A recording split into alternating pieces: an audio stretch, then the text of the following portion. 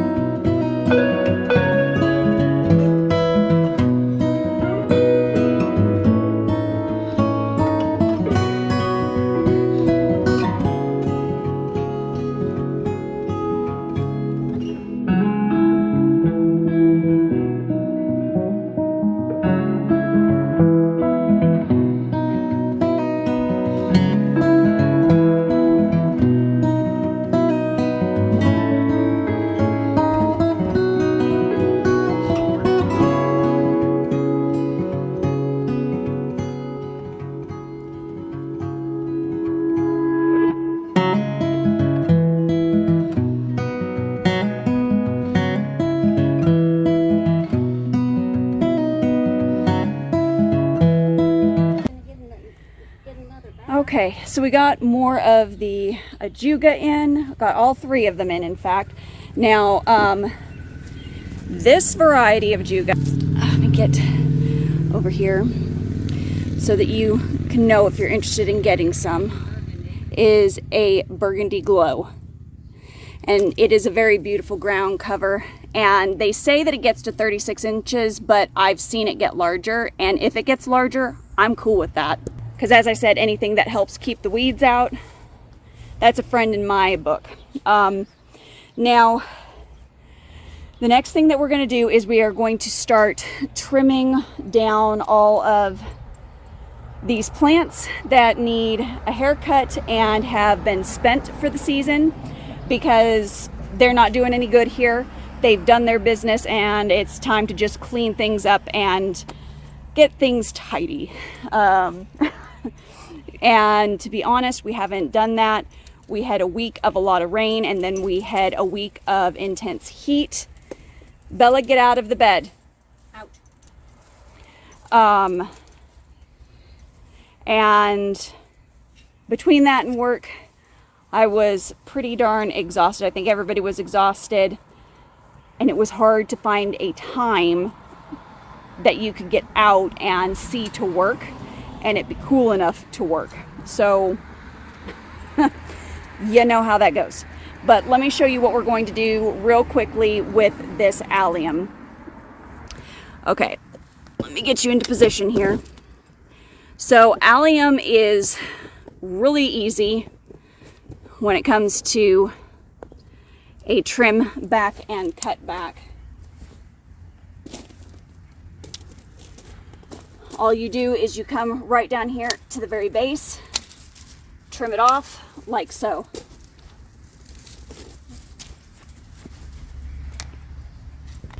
And now it is ready to come back for the next season. Same thing can be said when it comes to deadheading. Honestly, I do love perennial flowers, sometimes more than I love annuals. But as you can see here with this beautiful Guillaume rose that I've got, all we're going to do is we're going to come down here on the stalk as low as we can go and trim these dead flowers off, and this will stimulate it to produce another round of flowers. And honestly, as long as you deadhead perennial flowers, for the most part, I find that I can get more than 2 flushes in a season if I'm, just willing to stay on the trimming. And it doesn't take very long either.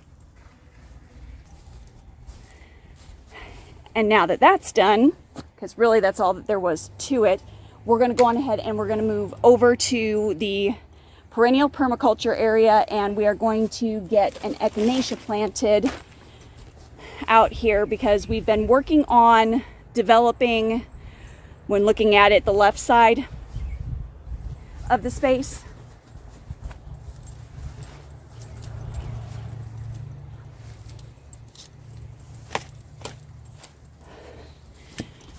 Because frankly, we've got a little bit of a gap down here since we've lost the bachelor's button. So trying to fill this out to help keep the encroachment and everything back. And the good news is there's some shade back here because we're heading into the noon hours, so shade is always helpful in the afternoons. But we'll go on ahead and get this proven winner echinacea put in, fill in this section here a little bit more, and all of this, since we've cleaned and cleared it out, is going to explode now that it has space to do so. Already you can see these guys have started to fill in back here, even despite the heat. They're a little peaky because it's towards the afternoons. That's not uncommon, but they're doing very, very well considering that we planted them really at the wrong time of the year. Planting this time of the year, if you are doing that, make sure to water well, because it's really not the time, the place, or the season to be planting. So we are a little outside the safety window spring and fall are your best times to plant things in the perennial category. But you know what? We've been able to get things to succeed planting this time of the year as well. So even if it's not ideal and you're in progress of developing something and it is maybe outside the window, don't just write off the plant as it's not going to succeed, because it very well could still surprise you and succeed. I have had things happen along those lines personally. So just a little bit of small space gardening advice right there, okay? Let me go on ahead and put you on hyperlapse and we'll get this echinacea put in.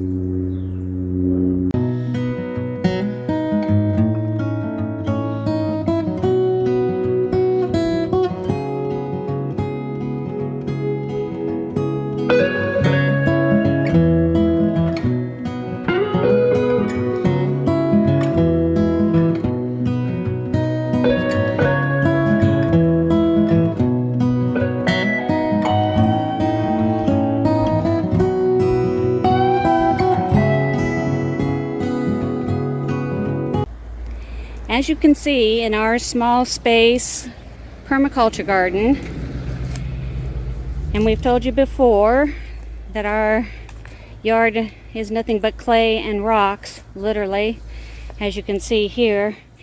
In order to plant something, we have to dig holes, sometimes 4 or 5 times bigger, to get these ginormous rocks out. So now we can backfill with good healthy soil to get our poor echinacea plants in. This could be a problem in your yard too. This is why in our yard we can't use one of those augers that you can put on drill bits. Using an auger in this kind of soil with these kinds of rocks, we would just break the augers. And cause ourselves bodily harm, more than likely. Right. So we have to hand do everything. But as we go, and we're doing this in all of our beds, we are improving the soil over time.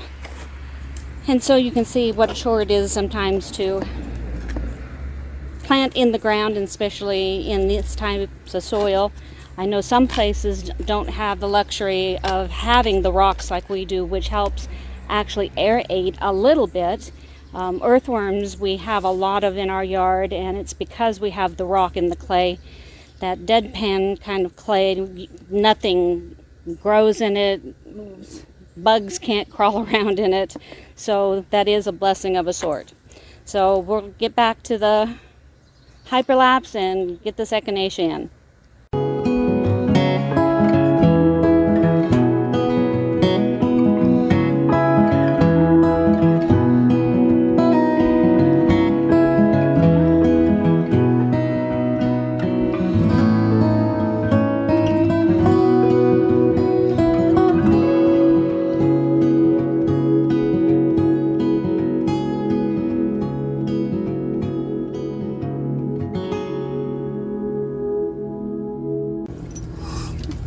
Okay, friends.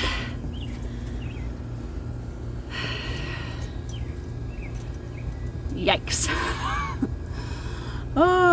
So no matter what zone you live in, no matter where you are, this time of the year, it's hot. So please, please, please be very mindful of staying hydrated and making sure that you have a good electrolyte balance. I drink Sole water. So all that is in a pint jar, 5 tablespoons of Redmond's salt. You put it in the jar with good clear water. Don't put tap water in there. You want something that has no chlorination, no chemicals in it. So filtered, distilled, whatever you've got, purified water goes into that. You leave it on your counter at least 8 hours, or until you notice that the water is clear. Then you add roughly a teaspoon once a day. I usually end up doing it 3 times a day just because I'm out in the elements more between working here and at my job at Plants, etc. I'm out in the heat, I'm out in the sun, I'm sweating a lot, I'm going through a lot of water, which you should go through water, but you can also risk flushing out your electrolytes. That's where the Chore water comes in. Now, the Redmond's salt is different from regular table salt in that it has all of the minerals that are naturally occurring in salt.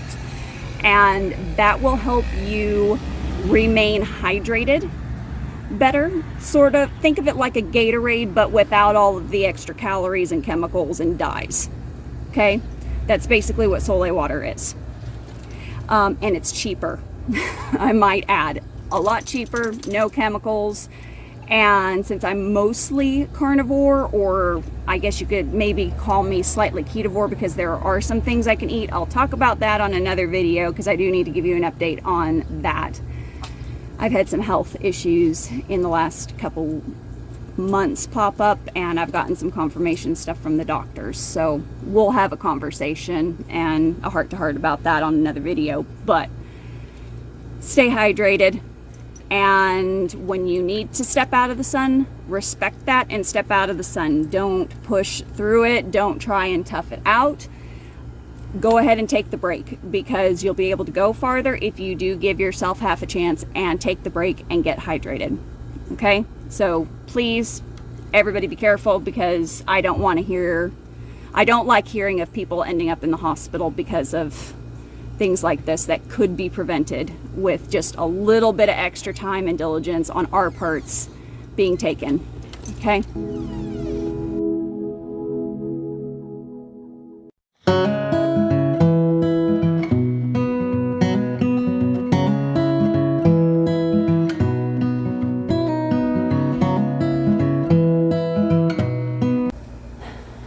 Okay guys, so we got quite a few odds and ends done this afternoon. I'm pleasantly happy about that.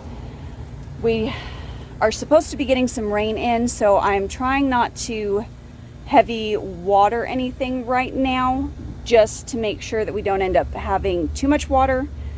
Watering this time of the year can just be a weird balancing act, but we'll see what happens. If nothing comes through this evening like they say it's going to, then we'll go on ahead and do some deep watering, and we may go ahead and do that anyway, just to make sure that the bottom of all the beds are nice and hydrated for all of the plants.